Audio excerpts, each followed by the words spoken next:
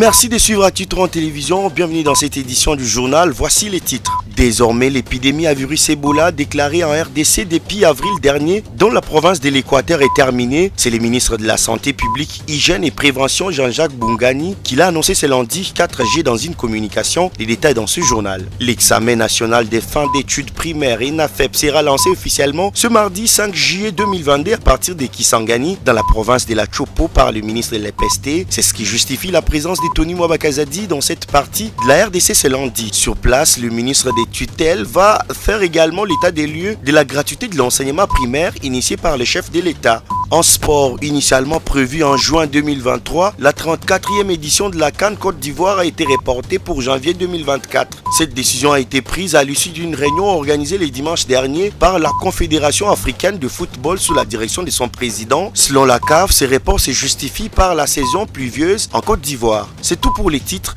les détails c'est tout de suite.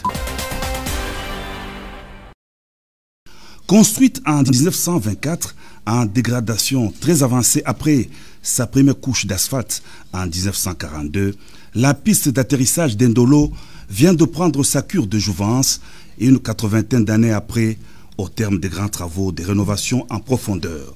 Très honorée, la régie de voies aériennes s'est fait le réel plaisir d'accueillir ce samedi 2 juillet 2022 le président de la République Félix-Antoine Tshisekedi Tshilombo à la cérémonie d'inauguration officielle de la piste d'atterrissage rénovée et de lancement des travaux de modernisation de l'aéroport d'Indolo, travaux qui s'inscrivent dans le cadre des projets de réhabilitation des aéroports de la RDC annoncés dans le discours du chef de l'État sur l'état de la nation devant les congrès.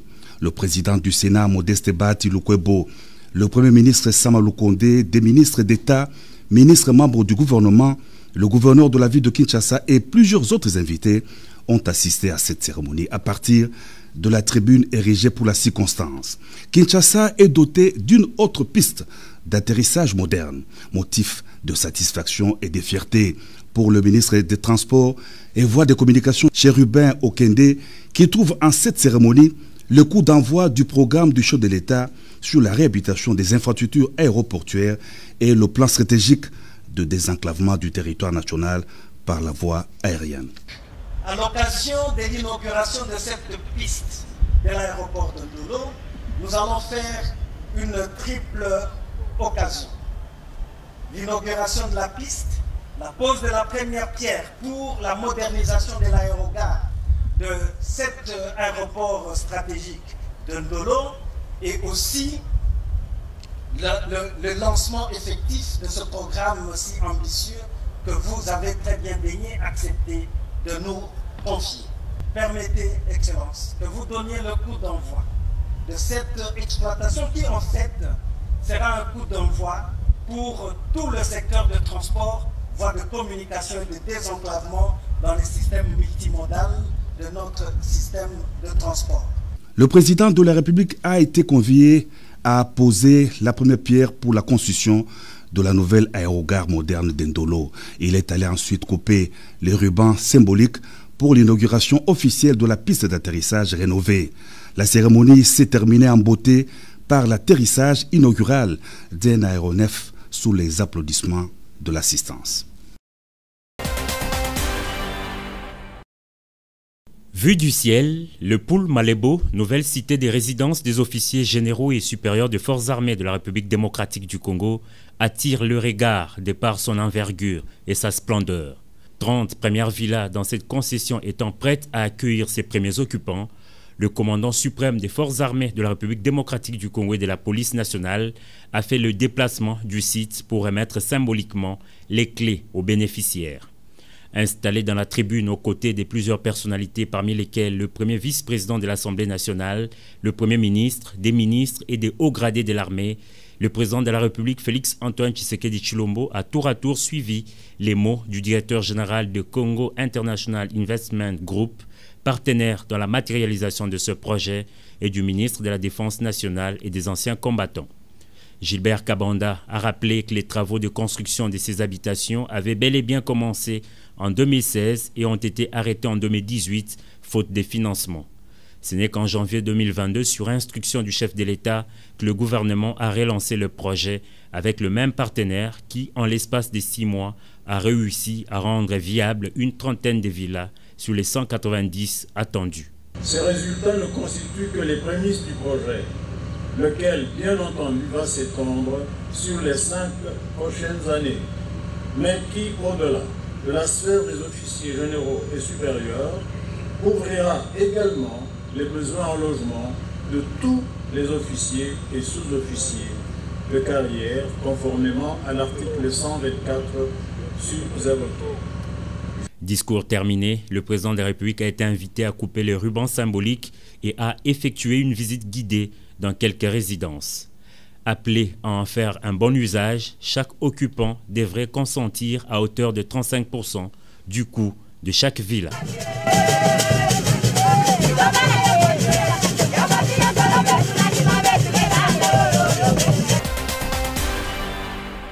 Fin de la 14e épidémie à virus d'Ebola en RDC, mieux dans la province de l'Équateur. La confirmation de cette information a été faite par le gouvernement dans une déclaration du ministre de la Santé publique, Hygiène et Prévention, Jean-Jacques Bongani. La République démocratique du Congo a connu depuis le 23 avril 2022 une nouvelle épidémie de la maladie à virus Ebola. La 14e de son histoire et la 3e qui a été déclarée dans la province de l'Équateur.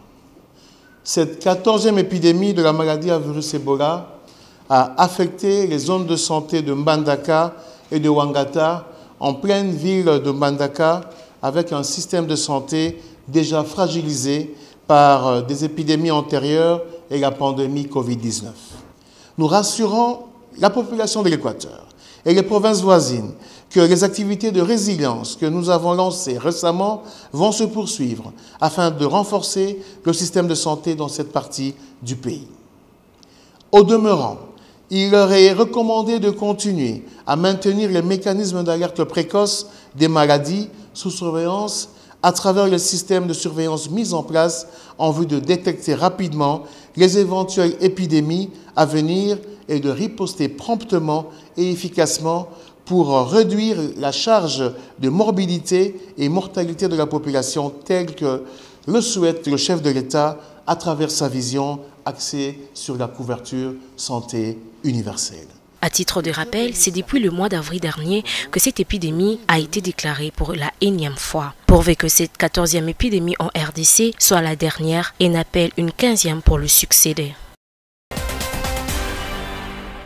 Le ministre de l'enseignement primaire, secondaire et technique est arrivé à Kisangani, chef-lieu de la province de la Chopo, ce lundi 4 juillet 2022. À l'aéroport de la ville boyomèse, Tony Mwabakazadi a été accueilli par le ministre provincial ayant en charge de l'éducation et les militants de quelques partis politiques de l'Union sacrée de la nation mobilisés pour la circonstance. À la presse, le ministre de l'EPST dit être venu pour lancer l'examen de fin d'études primaires et NAFEP dans cette ville. Conformément au calendrier scolaire, le 5 juillet, donc demain, ça sera le lancement de l'examen national pour les finalistes du primaire, les NAFEP.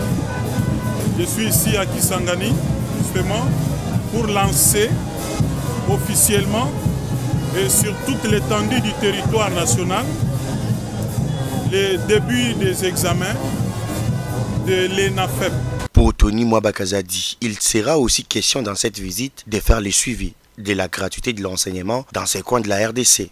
Je vais profiter de cette occasion pour faire les états des lieux de notre sous-secteur, de l'EPST, comme on l'a fait dans toutes les autres provinces. Pour rappel, l'examen national des fins d'études primaires a été reporté pour cause des difficultés de transport aérien. La session du mois de mars à l'Assemblée nationale de la République démocratique du Congo appartient au passé depuis sa clôture le 15 juin dernier. À présent, l'heure est plutôt au bilan de l'ensemble des activités prévues dans l'agenda. C'est à cet exercice que s'est soumis le rapporteur de la Chambre basse du Parlement. Les lois adoptées par l'Assemblée nationale et envoyées au Sénat pour examen en seconde lecture. Et de l'autre côté, les lois déclarées recevables par l'Assemblée plénière et envoyées aux commissions pour examen approfondi. Il y a 22 lois adoptées, parmi lesquelles l'on peut citer 15 projets de ratification, 5 projets portant autorisation de la prorogation de l'état de siège sur une partie de la République démocratique du Congo, la loi d'habilitation et la loi dite électorale. Au cours de cette session de mars, l'une des missions de l'Assemblée nationale était de pouvoir doter la Commission électorale nationale indépendante d'un instrument juridique important. Voilà pourquoi l'Assemblée nationale s'est acquittée de cette exigence légale. En 6, il est important de souligner que l'Assemblée nationale avait accordé beaucoup plus de temps aux honorables députés nationaux, aussi bien lors du débat général que pendant la période précédant l'examen de la loi électorale par la commission PAG, dont le seul but. Dans le bilan qu'il a dressé, Joseph Lembi fait état d'un total de 26 plénières organisées et l'adoption de plusieurs procès-verbaux.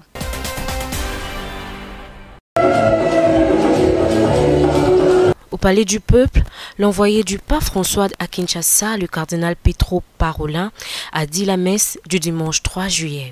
Célébration eucharistique organisée pour la paix et la réconciliation en République démocratique du Congo. Plusieurs personnes et personnalités y ont pris part, dont le Premier ministre Jean-Michel Sama Lukonde. Dans son homélie tirée du livre du prophète Isaïe et de l'évangile de Luc, le cardinal Petro Parolin a centré son message sur l'amour et sur la paix qui doivent régner dans toutes les communautés. La tentation encore aujourd'hui, même pour nous frères et sœurs, même ici, est celle de baisser les bras devant la réalité, de se renfermer dans une résignation fataliste et peut-être, sans s'en rendre compte, de fuir ses responsabilités en tombant dans une sorte de victimisation, laissant à d'autres la charge de retrousser les manches et l'effort de reconstruire. Pour sa part, le Premier ministre Sama Lukonde a réitéré l'invitation du peuple congolais au pape François tout en lui souhaitant un prompt rétablissement. Nous adressons toute notre reconnaissance par rapport au sacrifice ultime qu'ils font pour chacun de nous qui sommes ici et à travers la République. Le pape François devait visiter la RDC du 2 au 5 juillet, mais son voyage a été reporté pour raison de santé. Il s'est adressé au peuple congolais au cours de cette messe par visioconférence, façon pour lui de témoigner son amour, son affection au peuple congolais. Lancement ce lundi à Kinshasa du projet sur la protection et promotion des droits des défenseurs de droits humains en République démocratique du Congo. Projet lancé par les consortiums de défenseurs de droits de l'homme dont la voix de sans-voix agir ensemble pour les droits humains, le Diaconia, le FDAPID et les SOS. La cérémonie relative dans la salle du Père Boka du CIPAS a connu la participation de plusieurs membres de la société civile et des journalistes. Le projet vient soutenir et protéger les défenseurs de droits de l'homme, les journalistes, mais aussi le mouvement citoyen. L'objectif général de ce projet est de contribuer à la promotion des droits humains et à la protection des défenseurs des droits humains en République démocratique du Congo. Concernant les objectifs spécifiques, ils sont doubles. Il s'agit d'une part de soutenir et protéger les défenseurs des droits humains, les activistes pro-démocratie, les journalistes menacés du fait de leur travail en République démocratique du Congo. Et d'autre part, de renforcer les capacités opérationnelles à la fois des acteurs de la société civile et des autorités locales en matière de démocratie, des droits humains et de protection des défenseurs des droits humains, tout en favorisant des espaces de dialogue et d'échanges interactifs entre eux. En en croire le numéro 1 de la voix de sans voix, ce projet va participer à la consolidation de l'état de droit en RDC. De manière générale, ce projet a pour ambition de participer à la consolidation de l'état de droit en République démocratique du Congo en contribuant à l'amélioration de l'environnement de travail des défenseurs des droits humains et des réseaux de défenseurs des droits humains. C'est donc une approche qui part du principe que la prévention est l'un des piliers les plus solides de la protection des défenseurs des droits humains. Il faut noter que ces projets, dont le coût global est de 1 685 000 €, va durer 29 mois. Il est mis en œuvre dans les 26 provinces de la RDC en 2 phases. La première phase comprend 8 provinces, notamment la province d'Ituri, du Nord Kivu, Sud Kivu, Sud-Ubangui, Maniema, Lomami, Olomami et la Tchouapa. Pancarte ekozala métallique na se yango bakokule béton pour épaule à terre. Côté kuna bakokoma Ituri vous dit au revoir. Otoele vous souhaite la bienvenue. Dindinde yango wana. Namoni Makamonyo c'est Cécile déjà. Il faut insister là-dessus. C'est une limite administrative et non une limite coutumière. Ça y est. Le conflit de limite administrative entre la chefferie de Kalikoumi en province de l'Ituri et la chefferie de Logololia dans le Haut-Ouélé a été réglé en parfaite harmonie grâce aux travaux effectués du 26 au 30 juin 2022 à Ariouara, en territoire d'Aru, par les experts de l'Institut géographique du Congo en présence de délégations de 2 provinces. Le mercredi 29 juin, les différentes parties prenantes se sont rendues au Mont Zinzi pour placer une pancarte matérialisant les limites entre les 2 entités. Un motif de satisfaction pour Ernest Oringi Padolo, directeur de cabinet adjoint du gouvernement militaire et chef de la délégation iturienne. Remercier son Excellence, Monsieur le Président de la République, pour son souci d'installer la paix sur toute l'étendue de la République. Je voudrais également remercier son Excellence, Monsieur le Vice-Premier ministre, ministre de l'Intérieur, Sécurité et Décentralisation, sa promptitude d'avoir répondu à la demande des gouverneurs de déléguer une commission du ministère de l'Intérieur et celle de l'Institut géographique. Je remercie également nos 2 gouverneurs pour leur implication. Même son de cloche du côté de la délégation du Haut-Ouélé, tel que l'a dit le vice-gouverneur de la dite province.